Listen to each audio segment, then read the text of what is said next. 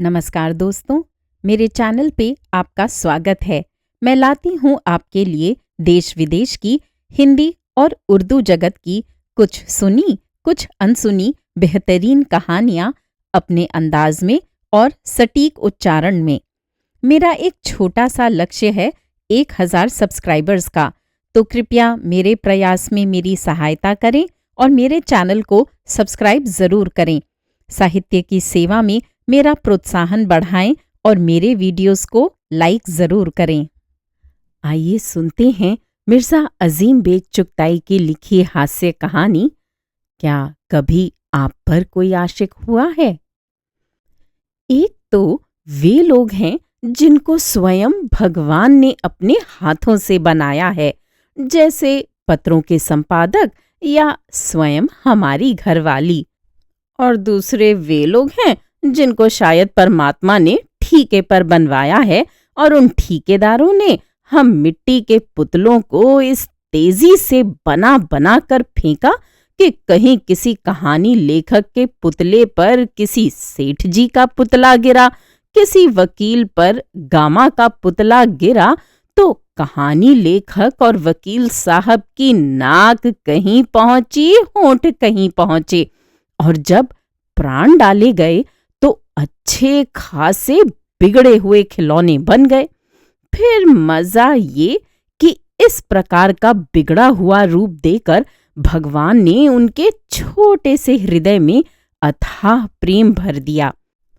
अब जो जवानी पर पहुंचते हैं तो हृदय का तो ये हाल कि हर एक को देने को तैयार हैं, किंतु हुलिया ऐसा है कि कोई कानी खुतरी भी प्रेम करने को तैयार नहीं।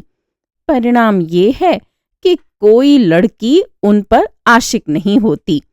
सुनते हैं कि अमुक स्त्री अमुक व्यक्ति पर आशिक हो गई, अमुक लड़की अमुक युवक के साथ भाग गई, किंतु कोई नहीं भागती हमारे साथ और कोई नहीं आशिक होती हम पर। लाचार होकर धोखे फरेब से पत्नी को ढूंढते हैं और फिर दिन रात इसी कोशिश में रहते हैं कि कहीं पत्नी के दिल से भी न उतर जाएं। भाग 1। एक दिन की बात है कि मैं एक मुकदमे की बहस तैयार कर रहा था कि एकाएक श्रीमती जी दौड़ी हुई आईं और मुझसे घबराकर कहा कि जुमिया फज्जू खां सिपाही के साथ भाग गई। अब मैं क्या बताऊं कि इस खबर को सुनते ही मेरे ऊपर क्या बीत गई, कुछ समझ में नहीं आता था। फज्जू खां को भाग्यवान समझूं या श्रीमती जुमिया के चुनाव की प्रशंसा करूं। पहले ये अच्छा मालूम होता है कि आपको ये बतला दूं कि ये जुमिया थी कौन। गेहुआ रंग, खिताबी चेहरा, खड़ी नाक और पतले होठों वाली एक 15 वर्षीय बालिका। मैं अक्सर देखता कि सामने एक सड़क पर बल खाती, घूमती, बड़े ही चुलबुलेपन से गुनगुनाती, अपनी रंग बिरंगी ओढ़नी में एक रंगीन तितली की भांति हवा में चुटकियां सी बजाती चली जा रही है। इसके विपरीत फज्जू खां एक 45 वर्ष के भूत। इससे अधिक मैं उनके सिपाहियाना रूप की न तो प्रशंसा कर सकता हूं न करना चाहता हूं। सहसा मुझे ख्याल आया कि देखो तो इस जुमिया को। पड़ोस में एक तो हम स्वयं रहते हैं, यद्यपि सुंदर नहीं है पर भूत भी नहीं है। इसके अतिरिक्त हमारे अब्दुल अजीज पड़ोसी हैं और एक से एक सुंदर जवान रहते हैं, पर इस अभागी छोकरी ने हम लोगों में से किसी को पूछा तक नहीं। इससे ये मतलब नहीं कि यदि वह कहती तो मैं उसके साथ भाग जाता या किसी तरह भी उसको अपने ऊपर आशिक हो जाने देता, बल्कि मतलब ये है कि उसे ऐसा न करना चाहिए था। यद्यपि हम राजी न होते, लेकिन इससे हमें प्रसन्नता अवश्य होती। अब मजा देखिए कि जिस मुकदमे की मैं बहस तैयार कर रहा था वह भी ऐसा ही था। एक महाशय एक अच्छी सूरत शक्ल की छोकरी को ले उड़े और जब पकड़े गए तो मुझे वकील किया। अब मुकदमे की बहस तैयार हो रही थी। हमारे मुल्जिम की ओर से ये आपत्ति थी कि हमने लड़की भगाई जरूर, पर सच्ची बात ये है कि लड़की स्वयं अपनी खुशी से मुझ पर आशिक होकर और जोर देकर मेरे साथ चल दी। मुल्जिम ने अपनी प्रेम कहानी अपने एक बाली बयान में बड़े मनोरंजक ढंग से बयान की थी कि किस प्रकार लड़की इसे मिली, किस तरह वह उन महाशय पर आशिक हो गई और फिर किस तरह कुछ ऐसा ही दोनों तरफ इश्क का असर फैला और मेरे मुवक्किल महाशय अपनी प्रेमिका को लेकर भाग जाने के लिए बाध्य हुए। मैं सच कहता हूं कि मेरे मुवक्किल साहब ने ये विवरण सुनाया और सच सच हाल सुनाया तो पहले तो मैंने बड़े गौर से उनकी सूरत देखी, ये देखने को कि वे अधिक सुंदर हैं या मैं। काला होना पहले तो कोई जुर्म नहीं, और ये सत्य है कि सुंदरता और कुरूपता से यद्यपि उनका संबंध नहीं है, किंतु जब दूसरे अंग अर्थात नाक, आंख, होंठ इत्यादि भी विरोध कर रहे हों, तो ये मानना पड़ेगा कि कालापन सोने पर सुहागे का काम देता है। अतएव मैंने गौर से अपने मुवक्किल के चेहरे को देखा और कुछ संदिग्ध दृष्टि से देखकर उनसे कहा कि देखो भाई, वकील से तो सच सच दिल का हाल बयान किया जाता है, तुम सच सच बताओ। ये सुनकर मुवक्किल महाशय ने मुझे अच्छी तरह समझाकर कहा कि जो घटना बनाई गई है उसमें तनिक भी संदेह की जगह नहीं। फिर और भी विस्तार के साथ लड़की के प्रेम की कहानी सुनाई। किस्से पर मैंने विश्वास कर लिया। लड़की से जिरह की तो उससे भी यही अनुमान हुआ कि अवश्य ही लड़की अभियुक्त पर आशिक हुई। घटनाओं ने भी समर्थन किया और वह भी इस तरह के मुकदमा जीतने की पूरी आशा हो गई। बहस अब तैयार हो रही थी। ये तो सब कुछ हो गया, लेकिन जिस दिन से ये मुकदमा आया मैं स्वयं एक पशुपेश में पड़ गया। मुमकिन नहीं था, नहीं तो मैं अपना और अभियुक्त का फोटो पेश करके सिद्ध कर देता कि साहब, मैं अपने मुवक्किल से 1000 दर्जे सुंदर हूं, वह अधेड़ है और मैं जवान हूं। किंतु सच ये है कि दुर्भाग्य कुछ ऐसा साथ साथ रहा है और रहेगा कि सारी दुनिया परे काने खुतरों पर, लंगड़े लूलों पर तो एक से एक सुंदर लड़की आशिक हो जाए और न हो तो हम पर। जब कभी भी इस बात पर विचार किया, अफसोस ही करना पड़ा।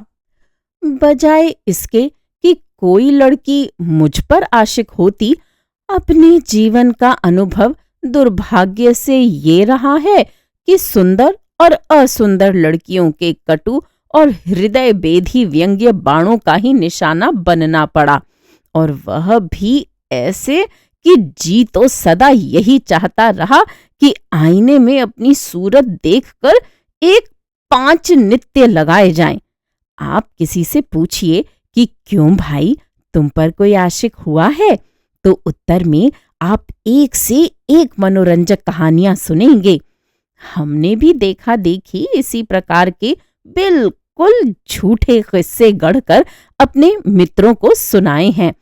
वह बात और थी, पर अब यहाँ मुझे झूठ बोलने की आवश्यकता नहीं, क्योंकि यदि झूठ लिखूंगा तो आप लोगों का तो कुछ नहीं, कहीं कोई और उस कथा को सच न मान ले कि लेने के देने पड़ जाएं। अतः सच सच कहूंगा। ये भी सुन लीजिए कि किस तरह इस सच को बोलने की आवश्यकता पड़ गई। भाग 2। जुमिया के मामले पर जब टीका टिप्पणी हो चुकी तो काम के बारे में श्रीमती जी ने पूछा, क्या कर रहे हो? मैंने हंसकर कहा, जरा इसे सुनो। और ये कहकर अभियुक्त की ओर से जो लिखित बयान मैंने पेश किए थे वह पढ़कर श्रीमती जी को सुनाना शुरू किया। ये बयान 7 फुलस्केप आकार के पेज के थे और संभवतः एक कहानी लेखक वकील के लिखे होने के कारण उसमें और भी दिलचस्पी आ गई होगी। श्रीमती जी ने जब गौर से बयान सुना तो कहने लगी, ये किसी पत्रिका के लिए कहानी लिखी है या सचमुच मुकदमे के बयान है? सारांश ये कि बयान श्रीमती जी ने बड़े ध्यान से सुना। मैं वह बयान सुनाकर श्रीमती जी को गौर से देखने लगा। ये भी मुझे गौर से देखने लगी। मैं अपने मन में क्या सोच रहा था, आप ही अनुमान कीजिए। मैंने सचमुच उनके मन की बात जान ली। मैं इस सोच में था कि श्रीमती जी ने अभियुक्त और उसकी प्रेमिका की शक्ल सूरत पर बहस शुरू कर दी। ये बहस खत्म हो गई तो मैंने श्रीमती जी को बड़ी चतुरता के साथ समझा दिया कि पुरुषों के लिए सचमुच ये आवश्यक नहीं कि उन पर आशिक होने से पहले सुंदर लड़कियां ये देखें कि पुरुष सुंदर है अथवा नहीं, काना है या खुतरा। उन्हें तो बस निश्चय करके एकदम आशिक हो जाना चाहिए। श्रीमती जी ने ये सब सुनकर अपनी आंखों में एक चमक पैदा करके हंसकर कहा, एक बात तुमसे पूछें, सच सच बताओगे? वह क्या? पहले वादा करो, कसम खाओ। मैंने तुरंत एक मोटी सी सौगंध खाई तो वे बोली, ऐसे नहीं, हमारी कसम खाकर वचन दो। लाचार हो, उनकी भी कसम खाई। वैसे तो न खाता, पर उस समय ये कुरेद पड़ गई थी कि उनका प्रश्न सुना जाए। अतः जब कसम खा ली तो उन्होंने प्रश्न किया, सच सच बताना, कभी तुम पर भी कोई लड़की आशिक हुई है? इस प्रश्न ने मुझे किस दुविधा में डाल दिया होगा, इसका आप स्वयं अनुमान कीजिए। अपनी जीवन संगिनी की कसम खाकर झूठ बोलना असंभव था। सच सच कहता हूं तो मामला बिगड़ा जाता है, क्योंकि सच बात यह है कि हमारी सदा से यही अभिलाषा कभी पूरी न हुई और भाग्य में सुंदर और असुंदर लड़कियों के अपने रूप के बारे में कटु रिमार्क ही सुनते रहे, जो अब भी कानों में गूंजते रहते हैं। परंतु नहीं, मैंने शायद यहां भूल की। सच ये है, मेरे ऊपर भी 3 लड़कियां आशिक हुई हैं। एक तो स्वयं प्रश्न करने वाली, जो सिर पकड़कर भाग्य को रो रही है, पर इनकी बात ही जाने दीजिए, क्योंकि वे आशिक न हों तो करें क्या। वह मजमून है कि खाओ तो बैंगन का भुर्ता और न खाओ तो बैंगन का भुर्ता। 50 दफा गरज हो तो आशिक हो नहीं तो जाने दो, इसलिए उनको छोड़िए। दूसरी जो आशिक हुई थी, उसके बारे में निवेदन है कि उसकी याद मेरे दिल से कभी नहीं जा सकती है और उस समय तक उसकी याद ताजा रहेगी जब तक कि नटखट बच्चे मचलना और हठ करना बिल्कुल ही न छोड़ दें, क्योंकि उसी का हुलिया बताकर बच्चों को डराया जाता। अब रह गई तीसरी भाग्यवती लड़की जो मेरे ऊपर आशिक हुई, तो दुर्भाग्य से उसका किस्सा भी इस लायक नहीं कि किसी और को या पत्नी को सचमुच सुनाया जाए। अतएव समय बिताने के लिए मैंने श्रीमती जी से उल्टा सवाल कर दिया कि पहले तुम बताओ कि तुम पर भी कोई आशिक हुआ है या नहीं।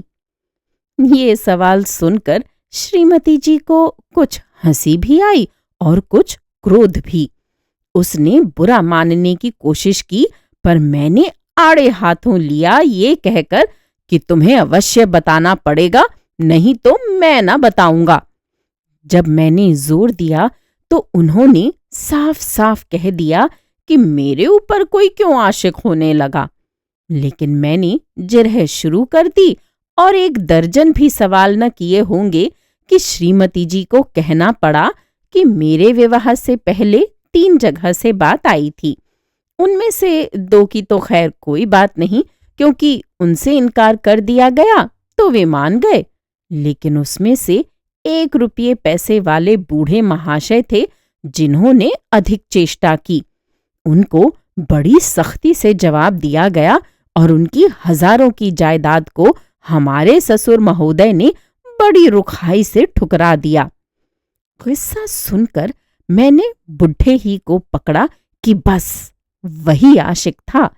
और सच भी ये है कि बूढ़े लोग जल्द आशिक होते हैं, बल्कि अधिकांश बूढ़ों का ये कायदा है कि इधर पड़ोस में लड़की पैदा हुई और उधर उन्होंने छठी में जाकर उसको देखा और आशिक हो गए।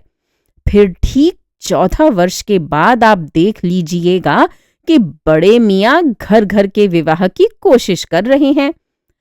जब वह बूढ़े वाला किस्सा खत्म हो गया तो लाचार होकर मुझे भी अपना किस्सा सुनाना पड़ा। भाग 3।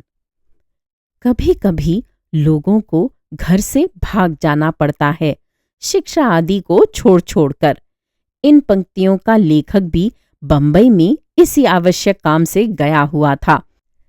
घर से भागने वाले बंबई को न जाने क्या समझते हैं। वहां पहुंचकर पता चलता है कि घर से भागना भारी मूर्खता है। ये उसी समय की बात है जब मुझे पता चल रहा था, अर्थात होटल की नौकरी से कान पकड़कर जब निकाले गए थे तो उनको 15 दिन हो रहे थे और रुपया जो कुछ भी था वह खत्म होने वाला ही था।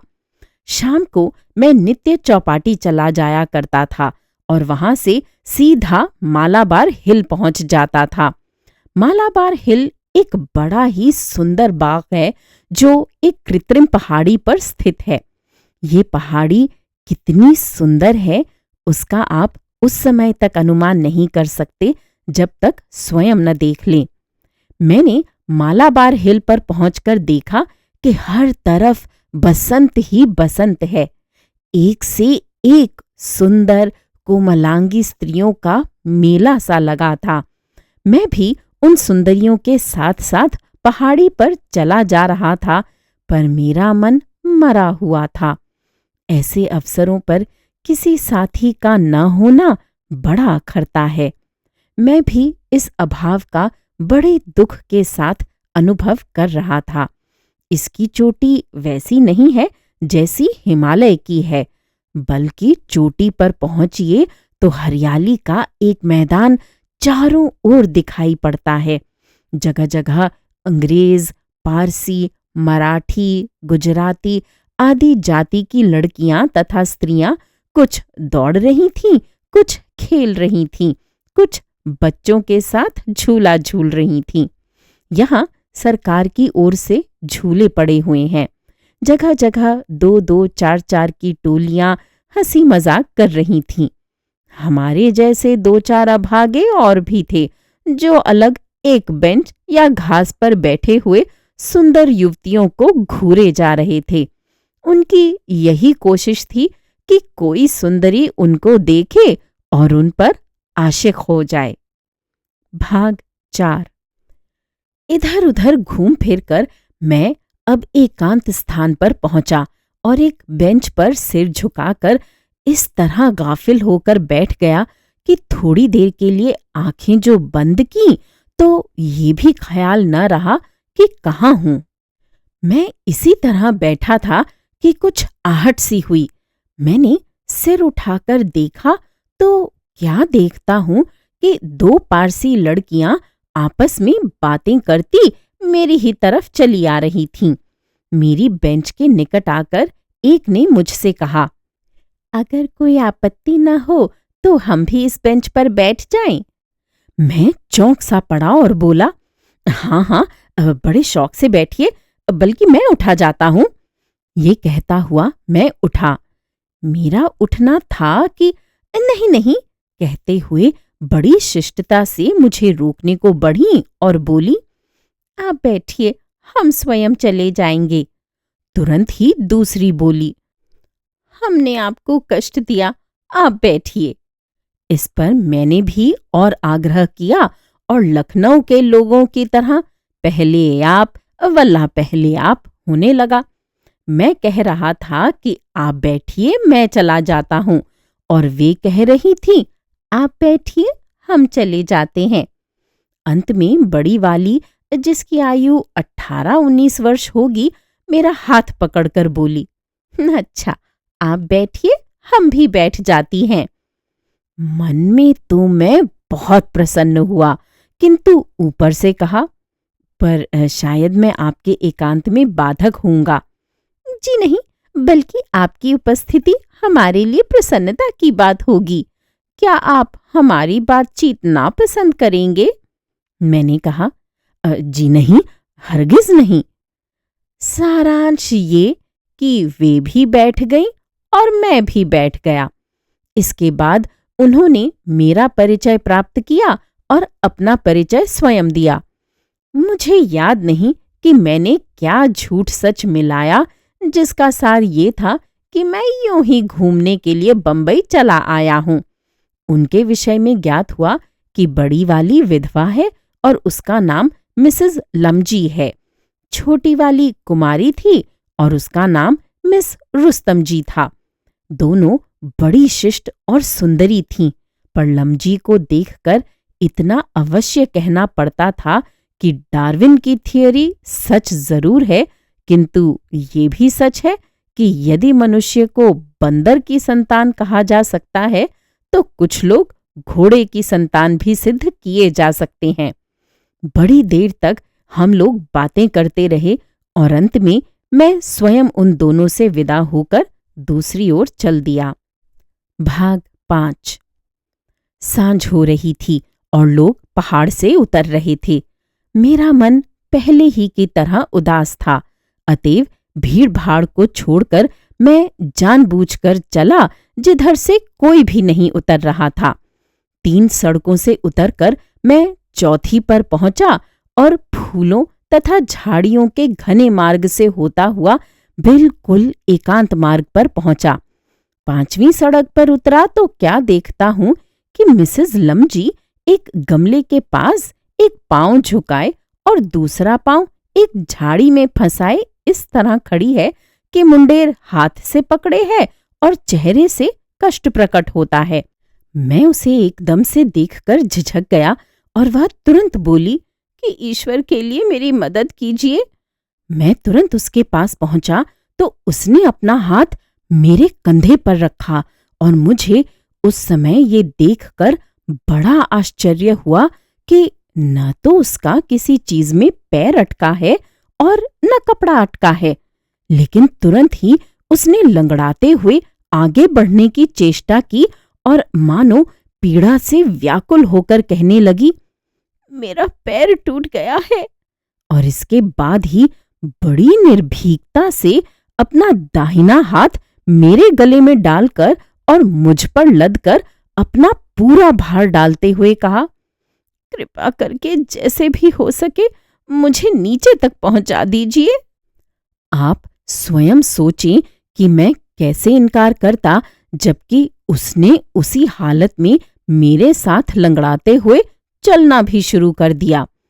4-6 कदम चलने के बाद ही मुझे ये पता लगा कि ये बोझ इस प्रकार घसीटना मेरे बूते का रोग नहीं, परंतु इस विचित्र अनुभव पर मैं आपसे क्या बताऊं कि मेरे मन में कैसे लड्डू फूट रहे थे। थोड़ी ही देर बाद हम दोनों एक बेंच पर बैठे हुए थे। मेरी जानकारी में एक नई वृद्धि हो चुकी थी, अर्थात मुझे ये मालूम हो गया कि मिसेस लमजी मुझ पर बुरी तरह आशिक हो चुकी थीं।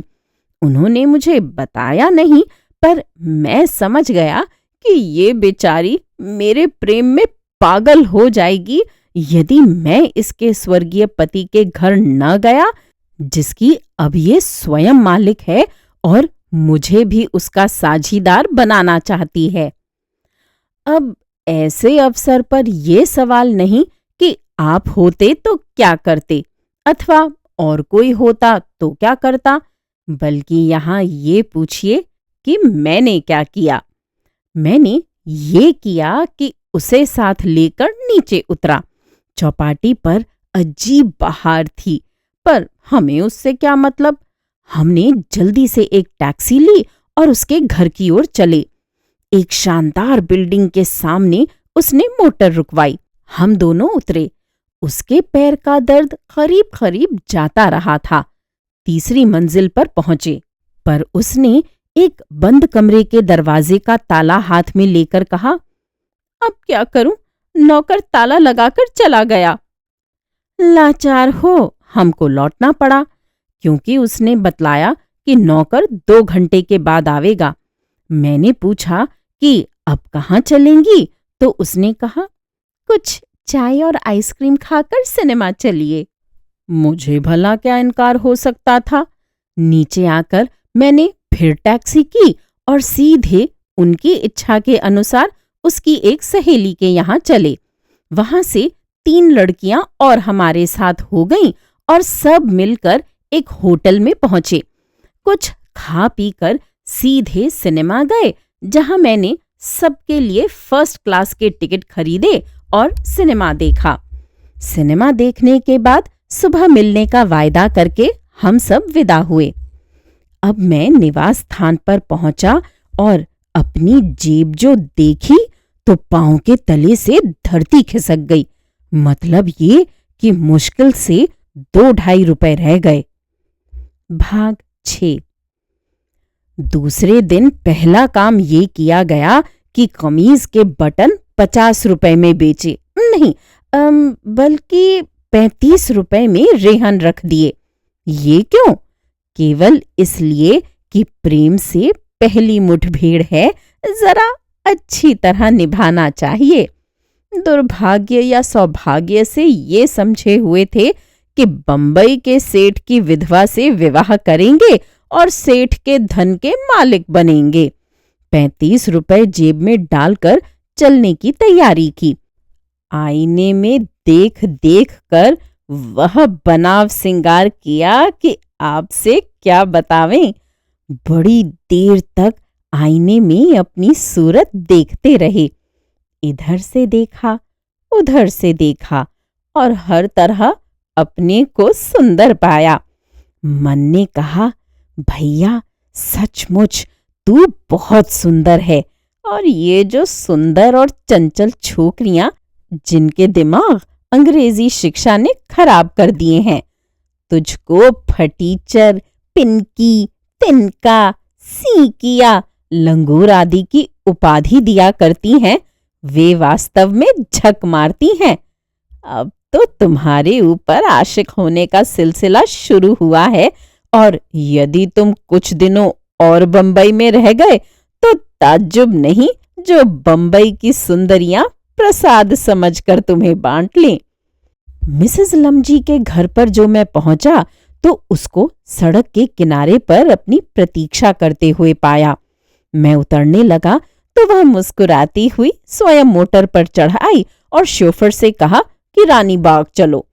शोफर ने मोटर को पूरे वेग से छोड़ दिया और हम दोनों बातों में लग गए। वह योजनाएं बनाई और वह सुखद स्वप्न मैंने देखे कि क्या बताऊं। मिसेस लमजी का पवित्र प्रेम प्रतिक्षण बढ़ता जा रहा था। रानी बाग गए और वहां खूब घूमे। वहां से लौटे तो वह अपनी सखियों के घर ले गई और शाम तक वही प्रोग्राम रहा जो गत दिन रहा था, और इस प्रोग्राम में 22 रुपए खत्म हो गए। और अब मुझे चिंता हुई कि रुपए का कुछ प्रबंध करना चाहिए। बंबई में मेरे केवल एक मित्र थे, बड़े हंसमुख और सज्जन। ये महाशय अवध के रहने वाले थे और रेलवे में नौकर थे। अतएव मैं स्टेशन पर पहुंचा तो उनको रेस्ट रूम में यार दोस्तों के साथ गपशप करते हुए पाया। तुरंत उनको साथ लेकर पीछे वाले कमरे में एकांत में ले जाकर अपनी राम कहानी शुरू की। बहुत थोड़ी सी सुनाई थी कि वे हंसकर बोले, फिर आगे वह लंगड़ाते हुए भी तुम्हें मिली या नहीं, और उसको तुमने चलने में मदद दी या नहीं? मुझे अत्यधिक आश्चर्य हुआ कि मैंने इनसे बताया भी नहीं और इन्हें मालूम हो गया। मैंने पूछा, तुमको कैसे मालूम हुआ? इसके उत्तर में उन्होंने एक जोरों का ठहाका लगाया और तेजी से उठकर बड़े कमरे में पहुंचे और मेरे रोकने पर भी चिल्लाकर बोले, अरे मियां फारूक, कुछ नहीं सुनो। फारूक हंसकर बोले, क्यों भाई, क्या मामला है? उन्होंने मेरी पीठ पर जोर से हाथ मारकर एक ठहाका लगाकर कहा, इन पर भी मालाबार हिलवाली ने उल्लू की लकड़ी फेर दी। उनका ये कहना था कि कमरे के सारे लोग हंसते हंसते लौट गए। सब मुझसे चिपट पड़े। कोई पूछता था, कितने रुपए खो बैठे? कोई कहता था, इनका वही हाल हुआ कि मुफलिसी में आटा गीला। कोई कहने लगा, यार मेरे, तुमने अपनी सूरत तो देखी होती आईने में कि कोई इस पर आशिक हो भी सकता है या नहीं? कोई कहने लगा, इनसे कान में शैतान ये कह गया कि भैया तुझसे ज्यादा कोई सुंदर नहीं, इत्यादि इत्यादि। इसके बाद ये मालूम हुआ कि उस चालाक स्त्री का पेशा यही है कि किसी मूर्ख पर नित्य आशिक होती है और अपना उल्लू सीधा करती है। यही वह कहानी है जिसके आधार पर हम भी कह सकते हैं कि हमारे ऊपर एक लड़की आशिक हुई है। अब ये और बात है कि स्वयं हमने ही इस प्रेम को बढ़ने से रोक दिया और फिर जितने दिन बंबई में रहा कभी उस तरफ का रुख नहीं किया। श्रोताओं, अभी आप सुन रहे थे मिर्जा अजीम बेग चुगताई की लिखी हास्य कहानी, क्या कभी आप पर कोई आशिक हुआ है? उम्मीद है ये कहानियां आपको पसंद आ रही होंगी। मेरे चैनल पर आने के लिए और इन कहानियों को सुनने के लिए धन्यवाद।